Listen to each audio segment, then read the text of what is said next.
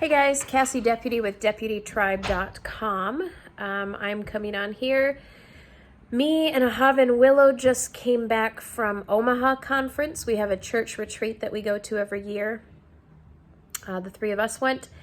And then, sorry, there's such a glare in my glasses.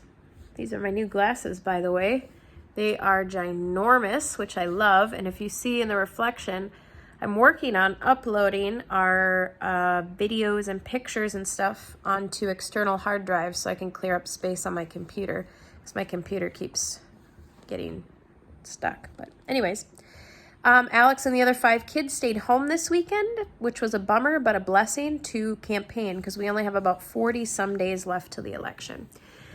I wanted to pop on here today and I wanted to talk about, I get the question a lot. How do you guys as a family how are you handling campaigning and the chaos of running for office and all of that stuff? Now, you'll know on this YouTube channel is where you'll find a lot of videos by me talking about parenting, homeschooling, homemaking, just life as a mom, and how our family functions. If you're looking for more government and politics videos, I would encourage you to jump over to my husband's new YouTube channel, Alexander Buster Deputy, I think it is, maybe for MN State Senate, but you can check that out too. So let's just get into it. If you've been following our family for the last 11 years or so, you'll know that we are a family that has always been fully committed and surrendered to Jesus Christ. We're very plugged into our church. We've always done lots of ministry. From home fellowship leading to, we love outreach type events where the first one's usually there, the last one's to leave. We love setup, we love tear down. I led worship at my church for 8.5 years.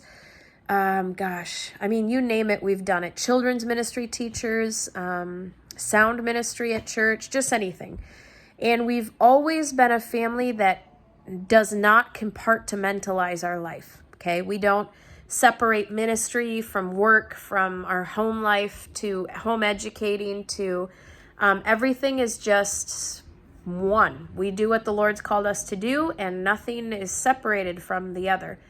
So what that means is whatever we believe the Lord's called us to do, right, is what He's called us to do. So when we look at what jobs we've taken or what career route we've chosen, we, believe that the Lord was leading us in that direction to free us up to do more ministry, or maybe it was part of our ministry or something to that regard. When we decided to home educate our children, like how we were going to home educate them. Home education involves ministry, involves work, involves all these things. With my husband and I owning our own businesses, part of our home educating is teaching them how to function in those businesses. Doing ministry is part of their home educating. You see what I mean? Like nothing in our lives is compartmentalized. We are who we are, and we believe that our life is just our life, and that every area of our life is what the Lord's called us to do.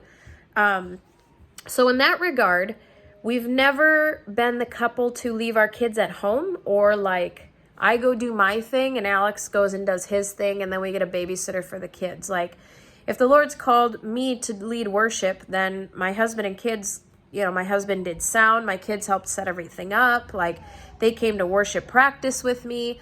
And because of that now, they're all raising up and learning instruments and they know how to lead worship and things like that.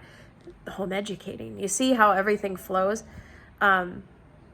So with all of that, we've always been very busy, which you'll find if you look back on any of our YouTube videos or read any of my past blog posts.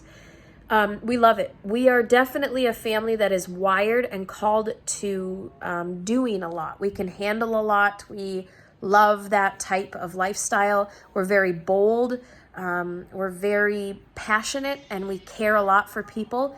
And one of our passions is when we see people that are lost and hurting and, believing lies, like we are so compelled to go and fight for them and speak truth. And we'll do it until Jesus Christ returns, which could be any day, any minute. So with that, and the story of how my husband got involved in politics is for another video, but he's always had a passion for American history, American government, how they coincide with the Bible, how Christians have basically advocated their position in so many different areas, saying, well, God is sovereign, he'll take care of that. We don't need to do anything as a church. It's like, what is the purpose of the church then?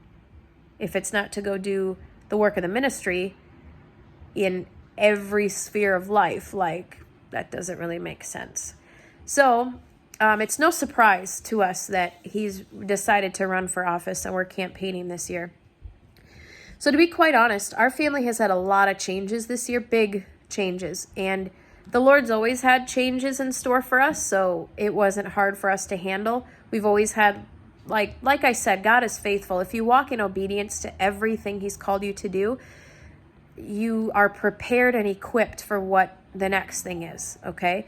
If you don't walk in those things and you walk in disobedience, then you're missing out on the blessing that God has for you. Everything we've walked through, every decision we've made, every step of obedience we've taken, all the hard things, all the easy things, all the decisions we've made has really honestly led to this point. And if we wouldn't have been obedient and faithful and learned the lessons that God had for us along the way, then this transition into whatever, a different form of ministry really, wouldn't have been as easy and as smooth and as great as it has been, I believe.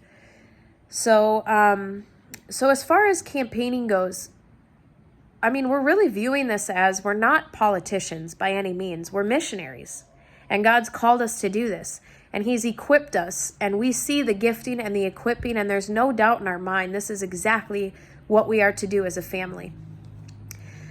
So with that being said, I guess it's the same way you would raise your family as if you were a missionary anywhere else. Like, if you're called to the mission field, then so are your children. Like, that's what God's called your family to. You know, like, we're not going to do nothing for the Lord until our kids grow up and then we'll go do great things for the Lord. No, God's called us to do this. He's equipped us to do this. Therefore, he must have called our children to do this and equipped them to do it as well. So, because we don't compartmentalize our lives, everything's wrapped up in that. So we go out campaigning together. We go, when Alex speaks at stuff, we go. And my kids know how to sit quietly and behave because we take them everywhere else and have done that since they were born. The oldest ones even.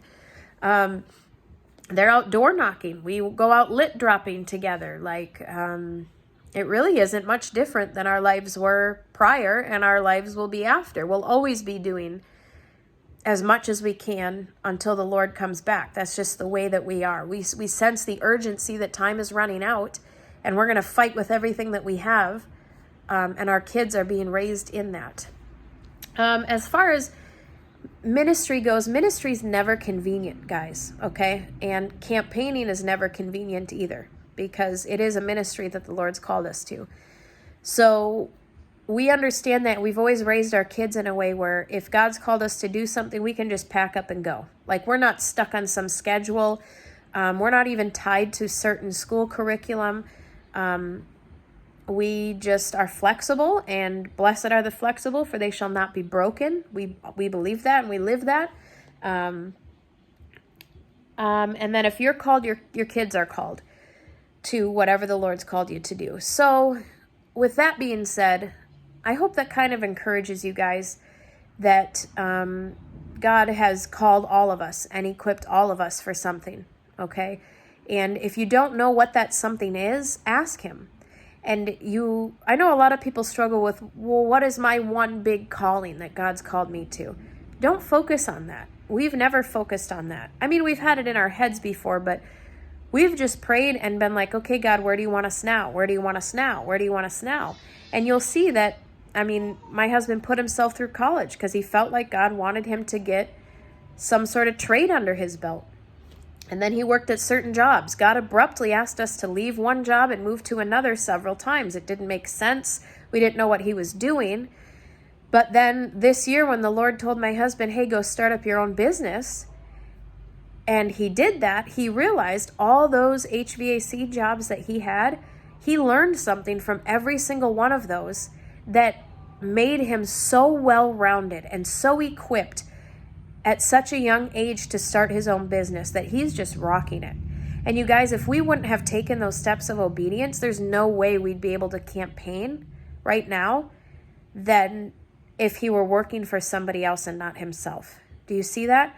Every step of obedience we've taken, from every job we've had, the house we bought, the fact that we're trying to get our house on the market and fix it up and sell it, like all these things, we just pray and feel like God's calling us to do this. God's calling us to do that. God's calling us to do this.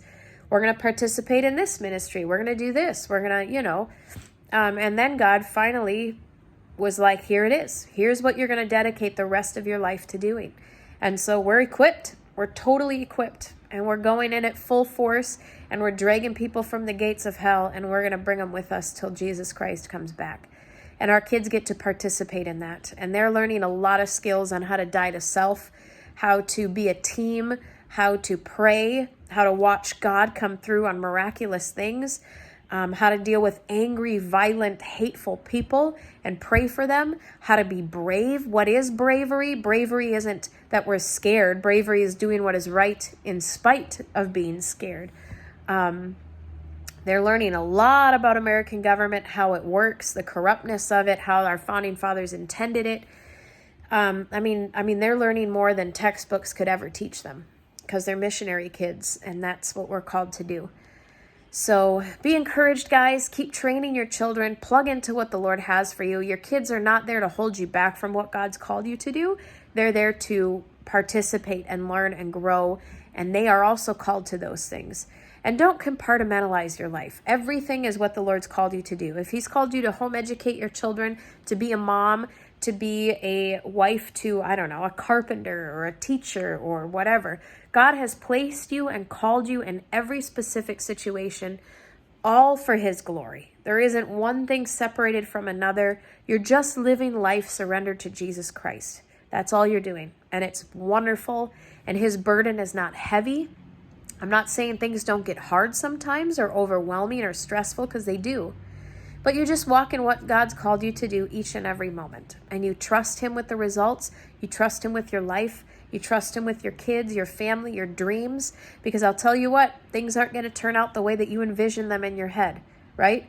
I would love to go live out on a farm and live a nice slow life, eating from the fruits of our labors. And that is not what God has called us to do. God has called us to live right here in the city of St. Paul, run for office, get involved in politics. And we are excited and wired for that. So God bless. I'm praying for you guys. Go ahead and leave your comments below. Give this video a thumbs up, please, and share it. The more that you guys do that, the more we're able to make content and stay up to date, and we get cool opportunities and things like that. So give it a thumbs up, share it. What does that say? Oh, C.T. Studd. If you've ever read any of his quotes, you should go look him up. But thanks, guys.